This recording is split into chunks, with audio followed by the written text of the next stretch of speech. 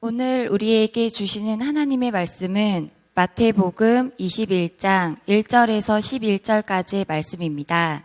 신약 성경 34면에 있습니다. 다 찾으신 줄 알고 제가 봉독하겠습니다. 그들이 예루살렘에 가까이 가서 갈람산 벳박에 이르렀을 때에 예수께서 두 제자를 보내시며 이르시되 너희는 맞은편 마을로 가라. 그리하면 곧 매인 나귀와 나귀 새끼가 함께 있는 것을 보리니 풀어 내게로 끌고 오라. 만일 누가 무슨 말을 하거든 주가 쓰시겠다 하라. 그리하면 즉시 보내리라 하시니 이는 선지자를 통하여 하신 말씀을 이루려 하심이라. 일렀으되 시온 딸에게 이르기를 내 왕이 내게 임하나니 그는 겸손하여 나귀 곧 멍에 매는 짐승의 새끼를 탓도다 하라 하였으니라. 제자들이 가서 예수께서 명하신 대로 하여 나귀와 나귀 새끼를 끌고 와서 자기들의 겉옷을 그 위에 얹음에 예수께서 그 위에 타시니 무리의 대다수는 그들의 겉옷을 길에 펴고 다른 이들은 나뭇가지를 베어 길에 펴고 앞에서 가고 뒤에서 따르는 무리가 소리 높여 이르되 호산나 다윗의 자손이여 찬송하리로다. 주의 이름으로 오시는 이여 가장 높은 곳에서 호산나 하더라. 예수께서 예루살렘에 들어가시니 온 성이 소동하여 이르되 이는 누구냐 하거늘 무리가 이르되 갈릴리 나사렛에서 나온 선지자 예수라 하리라. 아멘. 오늘은 예수님께서 예루살렘에 입성한 날을 기념하는 종려주일인데요. 예수님의 고난의 여정이 시작되어졌다 해서 순환주일이라고도 부르기도 합니다. 저는 이 종려주일을 준비하면서 만남이라고 하는 단어를 생각해 봤습니다. 특별히 우리나라 사람들에게 만남이라는 단어를 이야기하면 노사연 씨가 부른 만남이라고 하는 노래를 기억을 합니다. 그 가사 내용이 참 좋죠. 우리의 만남은 우연이 아니야. 그것은 우리에게 바람이었어. 세상 사람들도요, 만남에 대해서 이야기하기를 이 만남은 우연히 이루어진 것이 아니다 라고 하는 생각을 갖고 있습니다. 이 만남 속에는 우리가 알지 못하는 그 무언가가 있다라고 하는 것이죠. 근데 여러분, 부모와 나와의 만남, 또 부부와의 만남, 스승과 제자의 만남, 여러 만남이 있습니다만은 나와 예수님과의 만남은 어떤 만남일까요? 나와 예수님과의 만남은 어떻습니까? 그 만남은 우연입니까? 하나님의 계획하심이었습니까? 또 나를 구원하신 예수님을 사랑합니다 라고 입으로는 고백을 하면서도 혹시 그분의 마음을 아프게 하고 있지는 않으십니까? 오늘 만남이라고 하는 주제를 가지고 종려주일에 예루살렘에 입성하시는 예수님에 관하여 말씀을 전하려고 하는데요. 마음의 문을 여시고 나의 주인이신 예수님을 만나는 축복이 있어지기를 원합니다. 종려주일에 예루살렘에 입성하시는 예수님의 모습을 보면서 우리가 만나야 할 사람들은 누구일까요? 첫 번째, 순종한 두 제자들을 만날 수가 있습니다. 우리가 마태복음을 읽다 보면 예루살렘에 입성하시는 예수님에 관하여 아주 상세하게 기록을 남기고 있습니다. 예수님께서 베다니를 출발해서 벳박에라는 아주 작은 마을에 도착했을 때에 12명의 제자 중에 둘을 선택하셔서 명령을 내리죠. 마을에 들어가게 되어지면 나귀와 그리고 나귀 새끼가 묶여져 있을 것인데 그 중에서 나귀 새끼를 풀어서 내게로 가지고 오라고 하는 것이었습니다. 혹시 누군가 와서 왜 남의 새끼를 가져갑니까? 라고 이야기를 한다면 주께서 쓰시겠답니다 라고 하는 말 한마디만 하라 라고 이야기를 합니다. 근데 여러분, 자, 우리가 이 상황 속에 있다고 생각을 해 보시는 겁니다. 오늘 여러분에게 이런 명령이 주어졌다라고 하면 여러분의 행동은 어떨 것 같습니까? 나무에 묶여있던 나귀를 풀고 있는데 주인이 나타나서 도둑이야 라고 외친다면 여러분 얼마나 당황되겠습니까? 그러다 보니까 두 제자들 입장에서 벳박의 마을로 들어가는 것이 그렇게 쉽지만은 않았습니다. 여러분, 우리도 살다 보면 이해하기 어려운 순종을 요구받을 때가 있지 않습니까? 이해가 되어지면 좋겠는데, 납득할 만한 것이면 좋겠는데, 내 상식으로는, 내 머리는 이해할 수 없는 일들에 대해서 요청을 받았을 때 여러분 어떻게 반응하십니까? 그러나 두 제자는 벳박의 마을로 들어갑니다. 그리고 그들의 마음을 사로잡은 나귀와 그리고 나귀 새끼를 찾습니다. 이제 두 제자는 묶여있는 나귀 새끼를 풀기를 시작을 했습니다. 아마 마음속 한편으로는 이런 생각을 했을지도 몰라요. 내가 이 나귀 새끼를 풀어서 예수님께 데려가는 과정에 아무도 나타나지 마라. 누구도 소리 지르지 마라. 감쪽같이 이 일을 행동으로 옮겼으면 좋겠다라고 하는 바람을 가졌을런지도 모르겠습니다. 그런데 웬걸 그의 바람대로 되지 않고 주인이 나타났습니다. 생각해 보십시오. 자기 집 나귀 새끼를 끌고 가는 사람을 보고 박수칠 주인이 어디 있겠습니까? 당신 어떤 사람이야? 누군데?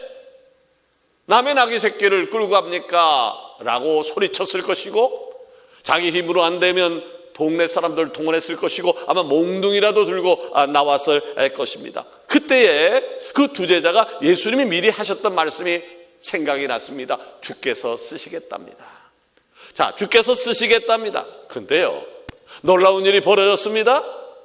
자기 나귀 새끼를 끌고 가는 사람에게 주께서 쓰시겠답니다라는 말을 한마디 했는데, 그 말을 들은 그 사람이 순수히 그 나귀 새끼를 끌어가도록 허락을 했다라고 하는 거죠. 여러분, 순종하고 나아갔더니 예비된 헌신자를 만나게 된 것입니다. 아멘. 그러게 사랑하는 여러분, 주님 안에서 순종하는 은혜가 있기를 원합니다. 아멘.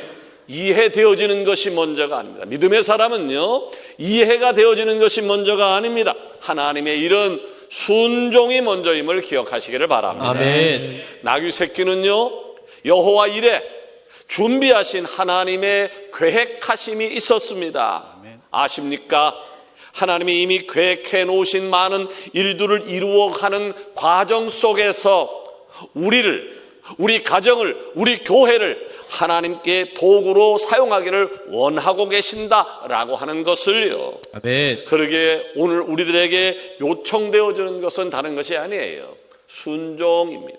아멘. 순종입니다. 그러기에 네. 순종하며 살아가십시오. 아멘. 오늘도 순종해 보시고 내일도 순종해 보십시오. 아멘. 순종하고 나가게 되어지면 틀림없이 예비된 헌신자를 만나게 될 줄로 믿습니다. 아멘. 다음 주일은요, 우리가 그동안 기다리던 부활주일입니다. 우리 기독교 최대 명절이지요. 3년 동안 코로나 시국을 보낼 때도 부활절 될 때는요, 많은 성도님들이 현장 예배에 나와서 예배를 드렸던 기억을 여러분 기억하실 것인데, 이번 부활절은 3년 만에 마스크를 벗어 던지고 마음껏 주님의 이름을 찬양할 수 있는 때가 됐기 때문에 저는 큰 기대감을 가지고 있습니다. 예수님께서 이번 부활절을 계기로 서강교회에 나아가서 우리 한국교회에 회복의 은혜를 베풀어 주실 줄로 믿습니다. 아멘. 예, 우리 교회에서는요, 이번 부활절을 축하하기 위해서 연극부와 그리고 성가대가 콜라보를 이루면서 히스토리라는 제목의 뮤지컬 공연을 준비하고 있습니다. 연습들 많이 하더라고요. 인원도 꽤 많이 동원이 되어지더라고요. 여러분, 다음 주 2부 예배 때 진행되어지는 이 행사에 여러분의 가족들을 초대해 주시기를 바랍니다. 아멘. 친구와 그리고 이웃들, 신앙생활하다가 쉬고 계신 분들 굉장히 많이 계실 것인데 그분들 다 초청을 했으면 좋겠습니다. 순종의 믿음을 가지고 벳박에로 내려갔던 두 제자들처럼 여러분도 태신자를 찾아 나가는 은혜가 있기를 원합니다. 아멘. 두 번째로 예루살렘에 입성하시는 예수님의 모습을 보면서 우리가 만날 사람들은 누구일까요? 예, 두 마음을 가진 군중들입니다. 두 마음을 가진 군중들입니다.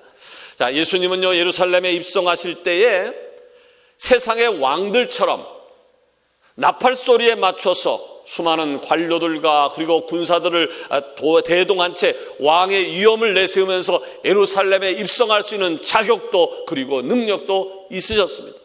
그러나 예수님은 그렇게 하지 않으셨어요. 예수님은 아주 볼품없는 어린 나귀 새끼를 타신 후에 예루살렘에 입성하셨습니다. 이 모습에 대하여 마태복음 21장 5절에 다음과 같이 말하고 있습니다. 시온 딸에게 이르기를 내 왕이 내게 임하나니 그는 겸손하여 나귀 곧 멍에 매는 짐승의 새끼를 탔도다. 자, 예수님께서는 겸손의 왕으로 나귀 새끼를 타고 예루살렘에 입성하시면서 스가랴서 9장 9절의 예언의 말씀을 성취한 것이지요. 자, 예수님께서 예루살렘에 나귀 새끼를 타고 입성하실 때에 군중들이 거리로 몰려나왔고 종려나무 가지를 흔들면서 호산나 호산나를 외치기를 시작했습니다. 이 호산나라고 하는 말은 우리를 구원하소서, 나를 구원하소서라고 하는 뜻을 가지고 있습니다. 그런데요, 왜 군중들은 종려나무 가지를 흔든 것일까요? 많은 나무가 있는데 왜 하필 종려나무 가지를 흔들면서 호산나 호산나를 외쳤을까요? 예, 이스라엘 백성들이 종려나무 가지를 사용할 때가 있었어요. 그때는 대속죄일이라고 그러죠. 7월 10일 대속죄일을 보내고 맞이하는 초막절 명절 때는요, 종려나무 가지를 흔들어 섰습니다. 그런데 예수님께서 지금 예루살렘에 입성할 때는 초막절이 아닌 6월절 명절을 기다리는 시기였는데 왜 이스라엘 백성들은 종려나무 가지를 흔들었을까요? 역사적 배경을 봐야 될 것입니다. 자, 이스라엘이요, 알렉산더 대왕이 다스렸던 헬라 제국의 뒤를 이었던 셀레우쿠스 왕조의 안티오코스 에피파네스에 의해서 통치를 받았을 때가 있었는데 이때 제사장이었던 마따디아의 아들 마캅이라는 사람이 이 안티코스와 대항하여 싸웠고 승리를 거두었습니다. 자, 이로 인해서 예루살렘 성전은 탈환을 할 수 있었고 약 100년간 이스라엘은 독립국가로 지낼 수 있게 되었던 것입니다. 이때 바로 예루살렘 성전을 탈환하고 그리고 돌아온 마카비 형제들을 맞이한 이스라엘 백성들은 종려나무 가지를 흔들며 그들을 열렬하게 환영을 했었습니다. 그러니까 이스라엘 백성들은 예수님의 예루살렘을 입성을 맞이하면서 이스라엘에게 독립을 가져다준 마캅이라고 하는 장군을 떠올렸던 것이지요. 그런데 세상이 원하는 예수님이 왕의 모습, 세상 사람들이 원하는 예수님의 왕의 모습과 예수님이 가야 할 왕의 길은 전혀 다른 것이었습니다. 군중들이 원하는 왕은 어떤 왕이었나요? 로마로부터 자신들을 해방시켜줄 강력한 힘을 가진 정치적인 메시아, 그리고 굶주림으로부터 해방시켜줄 경제적 메시아를 꿈꿨던 것입니다. 그런데 예수님이 이 땅에 오신 목적은 그런 것이 아니었잖아요. 예수님이 이 땅에 오신 것은 6월절 어린 양으로서 백성들을 위해 죽기 위해 오셨는 것인데 수많은 군중들은 그것도 알지 못하고 몰려들어서 호산나 호산나를 외치고 있으니 이때 예수님의 마음이 어땠을까요? 예수님의 생각은 무엇이었을까요? 자, 예수님은 하나님이셨습니다. 그래서 제자들의 행동까지도 다 꿰뚫고 계셨습니다. 베드로에게 뭐라고 말씀하셨습니까?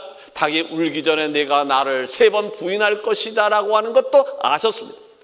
가룟 유다에게는 자기를 팔아먹기 위해서 어떤 가룟 유다에게 가서 내가 할 일을 행하라 라고 하시기도 하셨습니다. 자, 그런 예수님은 자신의 예루살렘 입성을 열렬히 환영하는 이 군중들이 결국에는 예수를 십자가에 못 박게 하는 장본인이 될 것이라는 사실도 아셨습니다. 군중들은 그랬습니다. 군중들은 동전의 앞면과 뒷면처럼 이중성을 가지고 예수님을 만났던 것입니다. 왜 저들은 이중성을 가지고 예수님을 만났을까요? 그들이 하나님을 안 믿은 게 아니에요. 하나님을 믿기는 믿었지만 내가 만든 하나님을 원했던 것이죠. 하나님을 안 믿은 것이 아니라 하나님을 믿었다고요. 그런데 성경에 나온 하나님이 아니라 내가 원하는 하나님을 만들었다.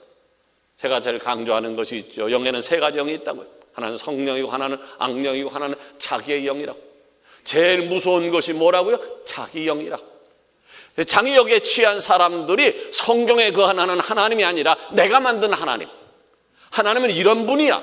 교회는 이런 거야. 자기가 그린 하나님, 자기가 그린 교회를 정하고 밀고 나가는 거예요. 지금 이스라엘 백성들의 군중이 그랬습니다. 내가 만난 내가 원하는 하나님, 그 하나님을 그렸다.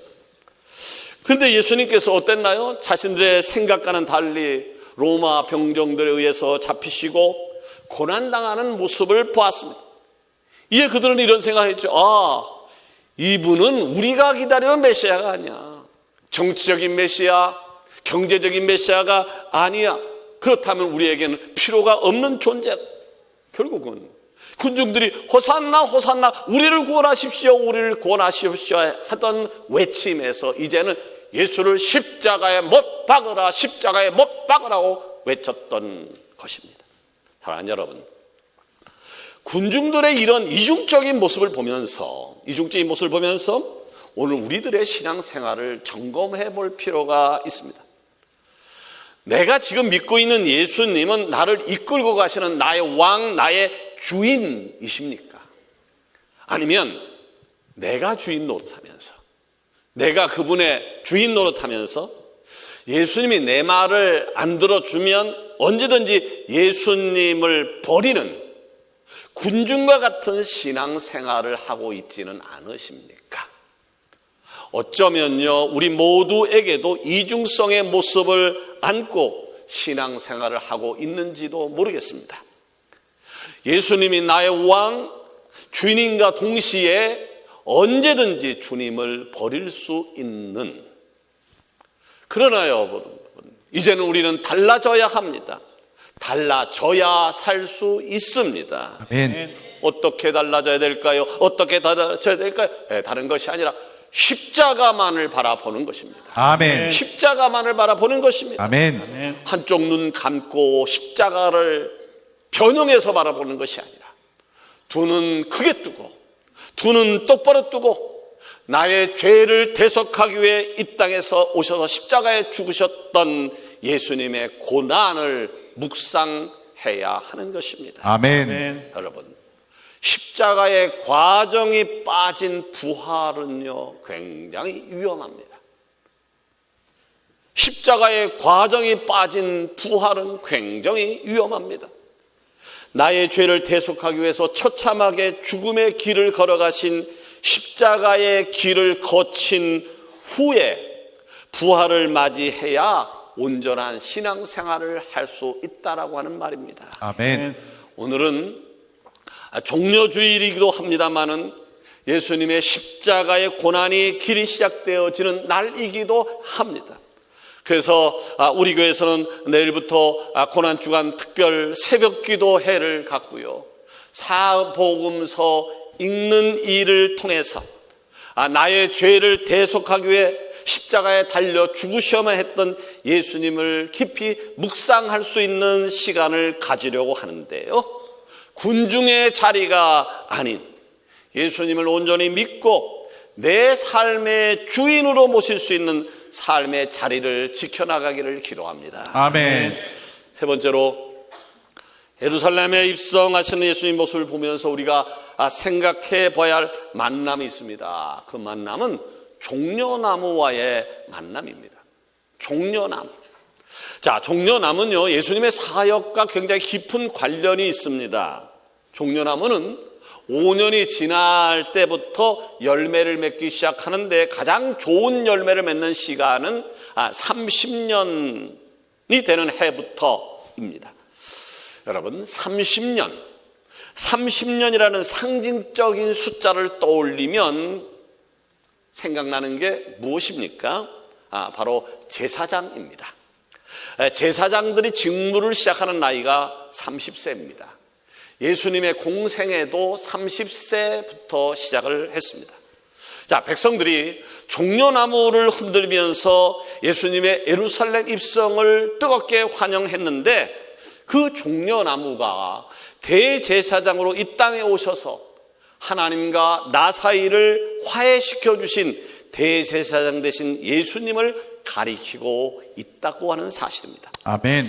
두 번째 종려나무는 주로 사막 지역에서 서식을 하는데, 특별히 건조한 사막 지역에 물이 있는 곳에서 종려나무를 발견할 수가 있습니다. 그래서 저 멀리에, 사막을 걷는데 저 멀리에 종려나무를 찾는다라고 하면 그 주변에 물이 있다라고 하는 증표였습니다. 자, 가령 출애굽했던 이스라엘 백성들의 모습을 보시자고요. 홍해를 건너서 광야에 들어온 이스라엘 백성들은 너무나도 목이 말랐습니다. 이제 여기저기서 목말라 죽겠다라고 하는 소리가 터져 나왔습니다. 그런데 저 멀리 종려나무들이 보이는 곳입니다. 가보니까 종려나무가 무려 70그루가 있었고요, 물샘 12개가 있었습니다. 그것이 바로 엘림입니다. 그래서 사막을 건너던 사람들이 종려나무를 발견하게 되어지면 소리치는 것이 살았다라고 하는 거죠. 살았다. 그래서 사막을 건너는 자들에게 종려나무는 희망이고 그리고 생명인 것입니다. 자, 또 종려나무가 열매를 맺기 시작하잖아요. 그러면 보통 한 나무에서 30kg 이상의 대추야자 열매를 거둔다는 거죠. 그래서 종려나무는 풍성함을 상징하기도 합니다. 여러분, 예수님께서요, 자신을 가리켜서 뭐라고 말씀하셨습니까? 요한복음 11장 25절에 보니까 나는 부활이요 생명이니. 아멘. 생명이라고 하셨습니다. 요한복음 10장 10절에 보니까 내가 온 것은 양으로 하여금 생명을 얻게 하고 더 풍성케 하려 함이라. 아멘. 풍성케 하는 분. 자, 여러분, 예수님이 생명이심을 믿으십니까? 아멘. 예수님은 더 풍성케 하는 분임을 믿으십니까? 아멘. 예, 이스라엘 백성들은요, 전혀 다른 의도를 가지고 종려나무 가지를 흔들었지만 하나님께서는요, 그들이 흔들었던 종려나무를 통하여 예수님은 생명이시고 예수님은 풍성한 생명의 은혜의 삶을 주시는 분임을 드러내 주신 것입니다. 아멘. 세 번째 종려나무의 특징 중 하나는 죽지 않고 다시 살아난다. 죽지 않고 다시 살아난다는 것입니다. 그러니까 이 종려나무는요, 칼로 베어져도 불에 태워져도 구루터기만 남아있으면 반드시 살아납니다. 반드시 살아난, 곧 예수님의 부활의 모습을 가리키는 것입니다. 아멘. 그래서 사람들은요, 사순절이 시작되어지는 제의 수요일 날 종려나무 가지를 태운 제를 가지고 이마에 십자가 형태로 바르면서 그리스도의 고난과 그리고 부활을 묵상을 했던 것입니다. 오늘 종려주의를 보내는 우리들은 이 종려나무를 통해서도 자신을 보여주신 예수님을 똑바로 알고 예수님을 잘 믿는, 예수님을 믿는 것이 아니라 예수님을 잘 믿는 서강의 지체들이 되기를 원합니다. 아멘. 말씀을 맺으려고 합니다. 여러분에게도요, 예수님이라는 이름만 들어도 눈물이 주르르 흐르는 때가 있지 않았습니까? 예수님만 생각해도 눈물이 주르르 흐르는 때가 있지 않았습니까? 십자가만 봐도, 길을 걷어가다 십자가를 보든지 교회 안에 들어와서 십자가를 보든지 다른 사람들이 십자가 목걸이를 차고 있든지 십자가만 바라봐도 나 같은 죄인을 살리신 예수님의 은혜가 너무 감격스러워서 몸둘 바를 몰라 했던 적이 있지 않았습니까? 아멘. 여러분 아십니까? 오늘 우리 서강교회가 여기까지 올 수 있었던 것은요, 예수님만 생각해도 눈물이 나고 십자가만 바라보면 그 속에 은총으로 감사했던 성도님들이 계셨기 때문에 가능했던 것입니다. 아멘. 이제 고난주간이 시작되어지고 다음 주일은 부활주일입니다. 이번 한 주간 동안 그냥 흩어져 보내지 마시고 십자가의 고난과 부활을 다른 그 어느 때보다도 깊이 묵상하면서 우리의 왕이시며 구세주 되시는 예수님을 꼭 만나는 축복이 있어지기를 주의 이름으로 축원합니다. 아멘. 기도하십시다.